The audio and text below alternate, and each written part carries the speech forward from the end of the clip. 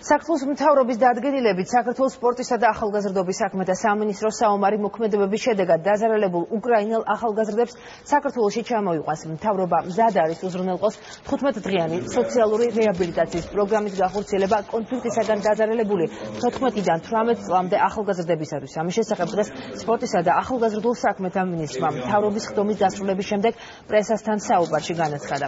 ლევან ყიფიანმა ასევე ისაუბრა საქართველოს ნაკრების ევროპის 2016 წლის ჩემპიონატზე მოხვედრის შანსებსა და ფეხბურთის გავითარების პროექტის დაწყების ვადებთან დაკავშირებითაც.